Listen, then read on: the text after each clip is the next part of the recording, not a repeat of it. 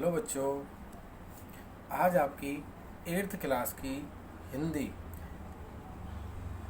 बसंत में हम आपको पढ़ाने जा रहे हैं आपका चैप्टर 11 यानी चैप्टर 11। ये चैप्टर हालांकि हमने आपको थोड़ा सा पढ़ा दिया था पिछली क्लास में, लेकिन उससे आगे का जो भाग रह गया, जो शेष रह गया, उसे आज हम पढ़ाने वाले हैं। तो आज सबसे पहले आप अपनी किताबें अपने साथ रखें, जिससे कि मैं पढ़ता जाऊँ और आप किताब में देखते हैं, जिससे कि आपको अच्छी तरह समझ में आ जाएगा। ठीक है बेटा, सभी अपनी किताबें जरूर रखें।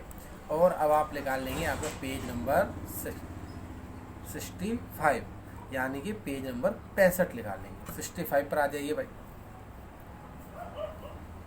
सभी ने किताबें निकाल ली ना? पेज नंबर 65 निकालें।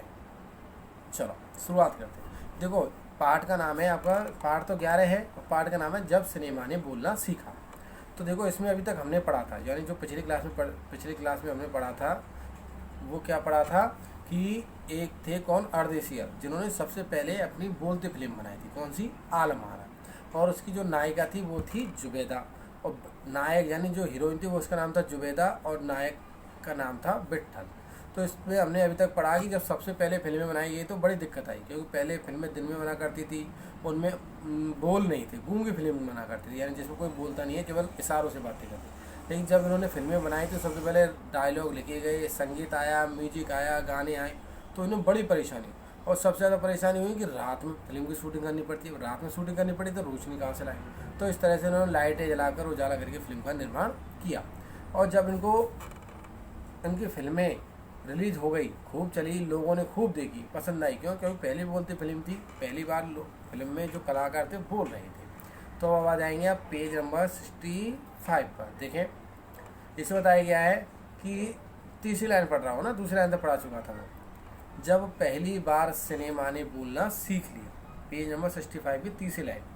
ठीक है, किताब में देखते जाए मेरे साथ साथ। जब पहली बार सिनेमा ने बोलना सीख लिया, सिनेमा में काम करने के लिए। ठीक है, सिनेमा का मतलब है फिल्मों में काम करने के लिए पढ़े लिखे अभिनेता अभिनेत्रियों की ज़रूरत भी महसूस हुई। देखो, अभिनेता कहते हैं हीरो को, अभिनेत्री कहते हैं हीरोइन को। ठीक है, याद रखना, अभिनेता कैसे कहते हैं? हीरो को। और अभिनेत्री कैसे कहते हैं? हीरोइन को। या एक्टर या एक्ट्रेस भी कह सकते हैं ना, एक्टर अभिनेता, एक्ट्रेस अभिनेत्री। क्योंकि अब संवाद भी बोलने होते थे। संवाद कहते हैं डायलॉग, फिल्मों में डायलॉग बोलते हैं ना, ऐसे। सिर्फ अभिनय से काम नहीं चलने वाला था। अभिनय यानी एक्टिंग।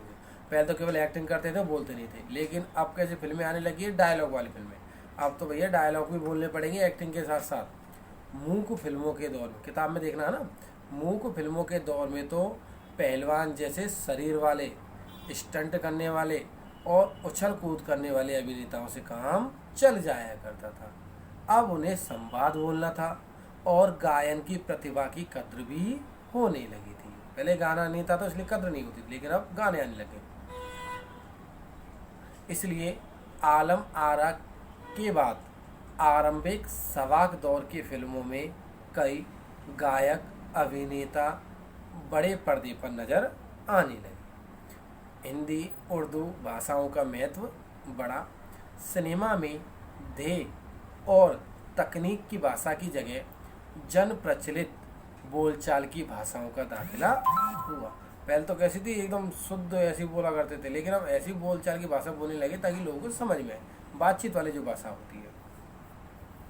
सिनेमा ज़्यादा देसी हुआ। एक तरह से नई आज़ादी थी, जिसे आगे चलकर हमारे दैनिक और सार्वजनिक जीवन का प्रतिबिंब फिल्मों में बेहतर होकर उभरने लगा। अभिनेताओं अभिनेत्रियों की लोकप्रियता का असर उस दौर के दर्शकों पर भी खूब पड़ा। माधुरी नाम की फिल्में, किस नाम की? माधुरी नाम की फिल्में। अब देखो, नई फिल्म के बारे में बता रहा है। ठीक है, दूसरा पैराग्राफ शुरू हो गया 65 पेज का। अभिनेता अभिनेत्रियों की लोकप्रियता का असर उस दौर के दर्शकों पर भी खूब पड़ा। माधुरी नाम की फिल्म में नायिका सुलोचना की हेयर स्टाइल, देखो हीरो, फिल्म का नाम है माधुरी और उसकी जो हीरोइन है नायिका, उसका क्या नाम है? सुलोचना की हेयर स्टाइल उस दौर में औरतों में लोकप्रिय थी।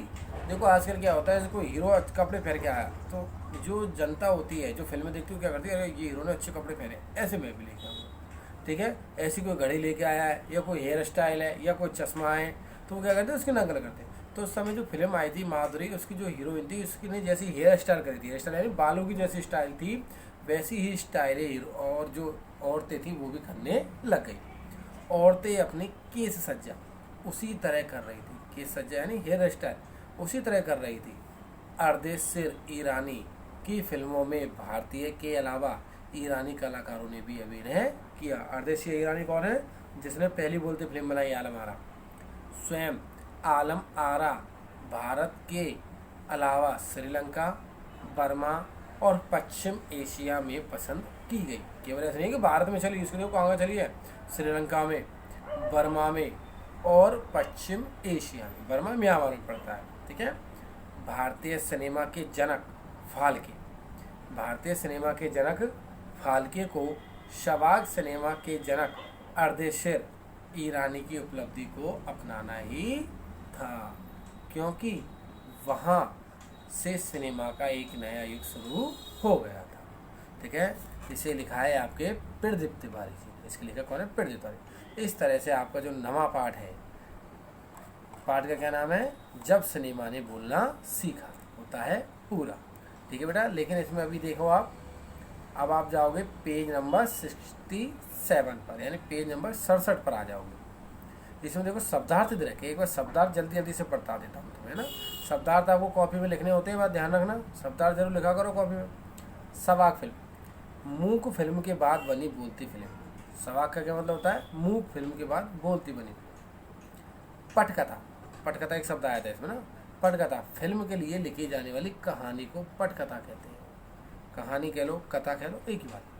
संवाद, मैंने अभी बताया संवाद किसे कहते हैं, इंग्लिश में डायलॉग। फिल्म में की जाने वाली बातचीत, जो आपस में बातचीत करते हैं, संवाद यानी डायलॉग। पार्श्व गायक, पर्दे के पीछे से गाने वाला, ठीक है, पार्श्व गायक कहलाता है। जिसे हम सिंगर कहते हैं उसे पार्श्व गायक कहते हैं। डिस्क फॉर्म, रिकॉर्डिंग का एक रूप। अगला देखें, किरदार, किरदार कहते हैं अभिनेता की भूमिका या उसका चरित्र को किरदार कहा जाता है। इसके बाद आता है खिताब, खिताब कहते हैं उपाधि या सम्मान को। खिताब किसे कहते हैं, उपाधि या सम्मान को खिताब कहा जाता है। किसे कहा जाता है, उपाधि या सम्मान को खिताब का, ठीक है। तो ये था आपका पार्ट 9, जिसके शब्दार्थ तो पार्ट पूरा हो गया है। क्वेश्चन आंसर है जो आपको अगली क्लास में करा दिए जाएंगे, ठीक है बेटा। अगर आपको कोई दिक्कत है तो आप हमसे पूछ सकते हो, किस प्रकार से, हमें फ़ोन करके या हमारे व्हाट्सएप नंबर, ठीक है, ग्रुप पर मैसेज है। तो ठीक है बेटा, आज इतना ही। इस आगे का आपको अगली क्लास में पढ़ाया जाएगा। घर पर रहें, सुरक्षित रहें और पढ़ते रहें ऑनलाइन। ओके बेटा, गुड बाय।